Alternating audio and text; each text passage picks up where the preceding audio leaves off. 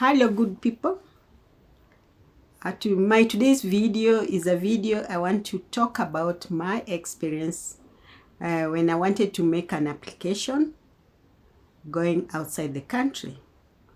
So my video today is about my experience with the TLS contact, so that I can give shed some light on some issues that many people might not even know, but I have a first-hand experience. So first of all, who are the TLS? TLS are agencies which have been contracted by different embassies to perform the duty of handling the documents, just collecting the documents on behalf of these embassies. It started during the time of COVID-19 because people could not go for interviews to the embassy.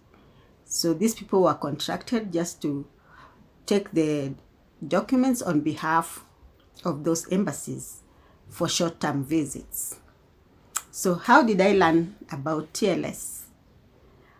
Okay, one time when I was going through YouTube, I stumbled on a video. Somebody was explaining why TLS has been contracted, and these days people don't go for interview at the embassies. So I got interested, then I listened to the video, and then now I started listening to different people who are talking about TLS. I think it is all over the world because I could even listen to people from Nigeria, people from Zambia who are talking about the same thing. So that is how I learned about TLS. So once I had learned about it, what I did, I started doing more research. Especially me being in Kenya, I wanted to know where the TLS is, where I can find it, and how I can reach there, and what are the requirements. So I went to the site, TLS website, and I checked. So I realized when you go to the TLS website, you have to register on the site. It's not difficult. You just put in your name, your email address, and then your password, and you're good to go. So that is what I did. Then you get to a page where now you want to apply the application form, where the application form is. So I went to that page, and usually before I do anything on things that I'm supposed to fill in, I do research first, just to read through it so that I know what exactly is needed, what are the requirements. So I went through the form, and now I went through the requirements, find out what documents I required. And all of this I was doing before I did anything on those forms. So I went to the form. So before you start filling the form, you have to know which country you want to go to. So there's a drop down arrow where you choose which country you are going to. So like in my case, my country was Germany. So I did that. I clicked that arrow, and then to Germany form, and then I went through it. I read and saw the requirement. So I started filling. I filled until I finished. Filling the form, what I came to learn while I was filling that form, that there is on the right side corner, there's a part that says launch assistant. So when you click that part, it explains the question clearly, what is required on that questions, about that question. Because sometimes you can read the question, but you don't get it clearly. So when you click at the launch assistant, it explains that question in simple terms. So I did that. I filled, because you have to fill your the number of your travel document, which is your passport. And so they want to know the number, when the passport was issued, and when it is going to expire, and your name, of course, and the requirements that are there. But there's this part of the requirement which you have to be keen with, is the part that they want you to prove if you're coming back to your country. So that part, it's easy for those people who are employed. Reason being, if you're employed, the document that you need is a letter from your employer, latest 3 months pay slips, and a bank statement. And a person who has a business, you need the license of your business, and then the bank statement of that business. But now the tricky part is for somebody who is not actively employed, and you don't have a business, but you survive.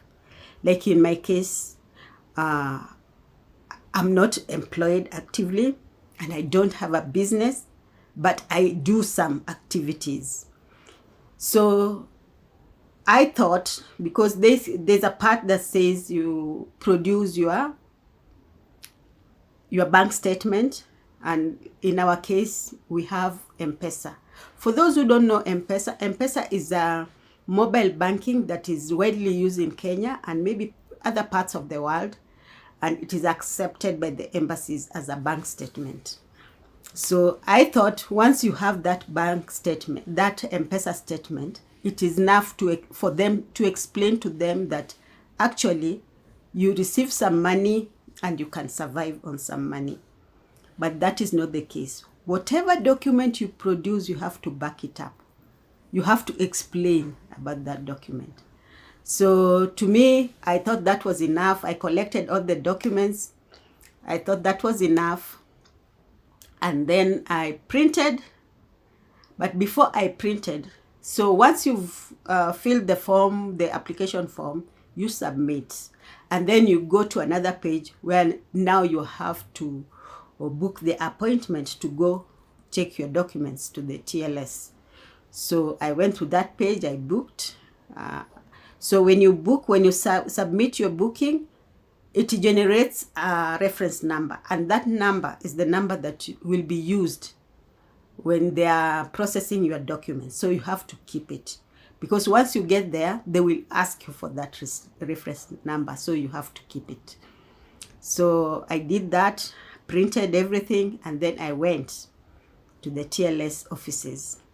In Kenya, it's somewhere in Westlands, just at the junction of Parklands Road. There's a building called 9th Building. So I went. When I got there, I didn't go through the main gate because I didn't know. Because normally when I go to places where I don't know, I look for security guards. So I saw a security guard opening a gate, so I just went straight to him and then asked, but I realized it was just the back door. But still, they wouldn't send you away. They received me through that same door and asked me for my reference number. So when I gave him my reference number, he noticed that I was an hour early, so I had to wait at the waiting place. So how I got there is I took a Uber because I didn't know the place and I didn't want to be late. So I took a Uber that took me straight to that place, and that is how I got in and filled and gave my reference number, and I was ushered to a place where I could wait. I waited, my time came. I'd thought that it's like the embassy. When you go for an interview, they will check your luggage, like your bag and your phone. You're just left with the documents that they need. But at a TLS, their work is just to collect the documents. And then the rest is now for the embassy to decide, not them. They are just collecting and taking it to the embassy, handing over to the embassy. So I went, took a lift, and then went to where I was supposed to go. When you go there, they ask you, what is your appointment time? Okay, I told them. Then my time was up. I went, they do a normal screening. You put your bag at the conveyor belt, and then you pass through the screening door, and then you go and queue. I got there were two queues. One was catering for UK only, but the other one was catering for the rest, like Germany, Belgium, France, and other countries. So I went through there with my documents. Then they just collect according to the guidelines, which are there at their website. So they collected according to them. I had all the documents. So my photo is the one that had an issue, because the photo that I gave this person, he told me, no, I don't think if this one they will accept. Do you have another one? I had another one. I gave it to him. Then he said, okay, we'll try this. So after he had collected, I was supposed to pay. And then he told me I can't pay cash and I can't pay with M-Pesa. And that is what I had. So you have to pay with your card. So I told me, now that I don't have a card, what do I do? I thought maybe he'll usher me to somebody who maybe I can transfer my money to, and then they can do the card thing. No, but I was ushered to the next window for further processing. So there, the lady collected my documents and started the process. I had two envelopes. One had the photocopied documents, and the other one had the original documents. So I gave out my original documents, and then the photocopied documents, I had them. But this lady didn't ask me for photocopied documents. So what she was doing was, whatever photocopy she needed, she just went ahead and photocopied. I realized I was to pay more for the photocopies because my visa fee was 12,000, and good enough. At that point, at that place, they were taking cash. It was a card or a cash. So I had cash, so I paid the 12,000, and then again I paid like 4,000 for these photocopies she was doing, a lot of them. And I think they should ask first if you have photocopies. If you don't have, then they can go ahead and do whatever they are doing. So after finishing with her, I was ushered to another, now for biometric. So when I got there, again, my photo had an issue. The person I got there said the photo now that I gave the second time, that one he doesn't think can be accepted if I have another. So I gave the very first one that I gave out. So he said, okay, this one I can work with, I'll adjust it. So that is where now everything was completed, and I was ushered out. As simple as that. So now, after that, I got an email in the evening that my documents has already arrived at the embassy, and they are processing my documents. Then the following day, now I got another email that I'm supposed to add additional documents. Because, and the good thing is they tell you what documents they need and why, explain. So their explanation, what they wanted to know, how I survive in Kenya, because I'm not working, how I survive here in Kenya. So I had to explain. I have a farm. In my case, I just explained, because you have to back it with a letter. So I wrote a letter. I'm good at writing letters. I wrote a good letter, say as much as I was not actively employed, but I'm still active with my activity. I work on my farm, and whatever I get there sustains me. I live a very comfortable life out of it, and I also get support, and that supplements the part that maybe to fill in. So now they wanted if you have somebody who is supporting you, they want to see the receipts. and the letter from that person explaining why they send you whatever money they send you. And you also have to produce the receipts of the money you receive, and also write a letter to back it up.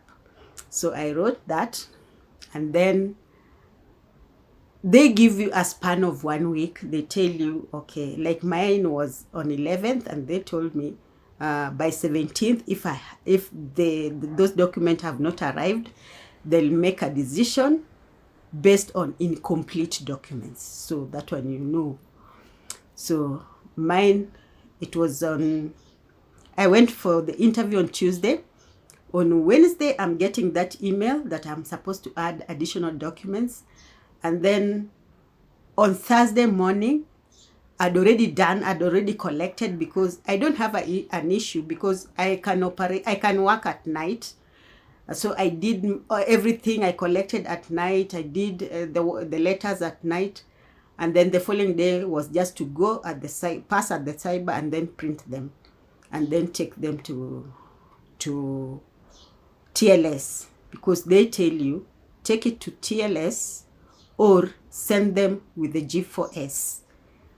And they tell you what to do. You address it, you write your reference number, because you have to, your name and your reference number has to be there.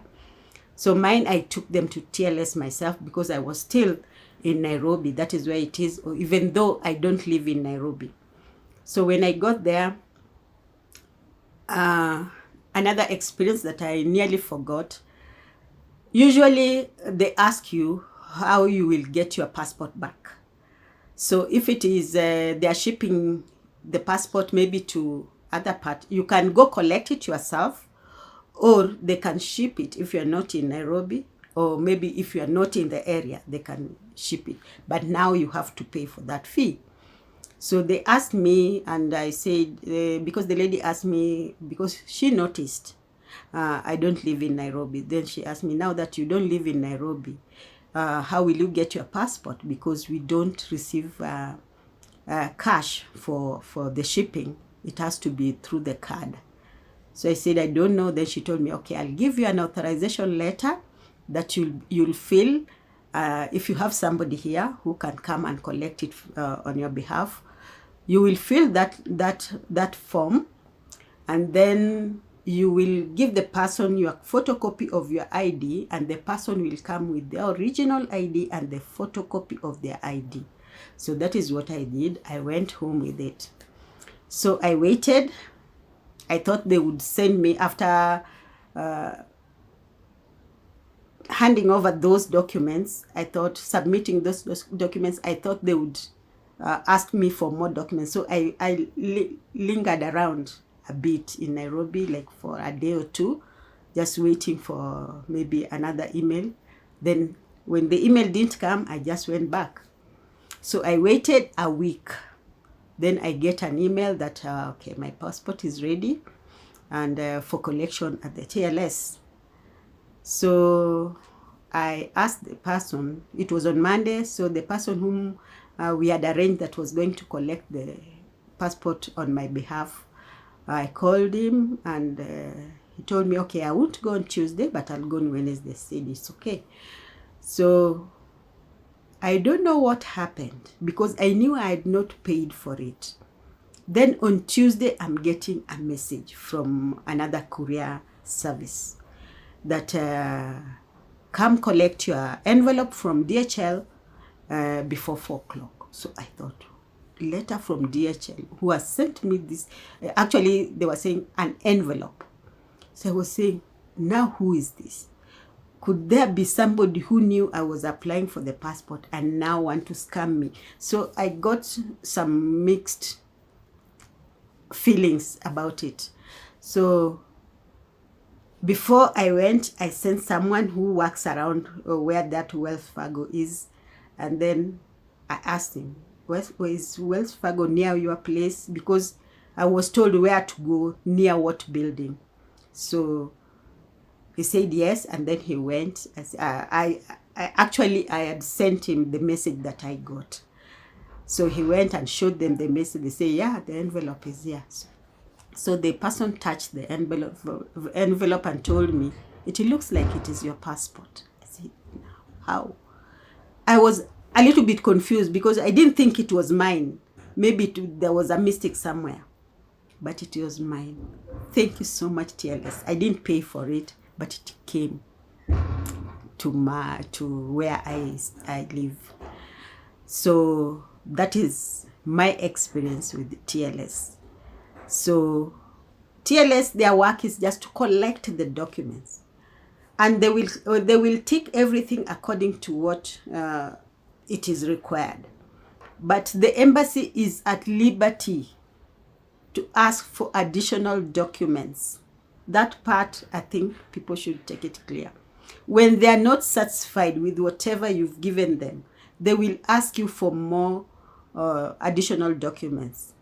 So it's not the TLS that is asking you, it is the embassy is the one is asking you. TLS, their job is just to collect those documents on behalf of those embassies. So the processing of the documents is done by the embassy. So that is how I got. So the person collected because I allowed him, and before, okay, the Wells Fargo's had to ask for my ID card, which I had to send through WhatsApp, and then they check the number and the name, because they have to be, they can't just give anything like that. But when that one happened, they gave it out, and the person took a photo of my visa and had my visa. So there's this part, and it is a mistake that many people make. I also nearly made it. The visa, my visa was supposed to start on 1st, and it was supposed to end on 28th, according to my request. So it was 1st June and 28th August. That was around 3 months. But not exactly 3 months. It was 80-something days. The embassy gave me a visa that started from 1st June and ended September 4th. So don't make a mistake to go buy a ticket that covers 1st to September 4th. Just buy a ticket that covers the days that are indicated on your visa. If you're given more days, that is okay. Because I remember my first visit, I wanted 30 days. I requested for 30 days, but they gave me 35 days. That's different. But now, if your days are 90, and maybe according to the visa, it says, okay, it starts from here and then ends here, and then you find out that maybe there are more than 90. They're not asking you to take all the 95 days. You take your 90, but it depends on which date you want to start your journey. It does not necessarily have to be on 1st of June. It can be on any other day. And also maybe coming back, it can start on 1st June, but coming back you can just come earlier than 90 days. I mean 90 days and below, not above. So sometimes you go buy ticket, and if the person who is giving you the ticket has not checked, then when you get to the airport, maybe your entry point, they realize, oh, you have more days than you are supposed to. You have more than the maximum days. So you can be sent back or can be charged. So that's what I wanted to clarify. And thank you so much. I'll explain more in my next videos. And if you have a question, just drop it on the comment below, because I know many people would want some clarification, what I did and all that. I'm ready to explain, and I'm ready to advise. So thank you. Let's meet on my next video.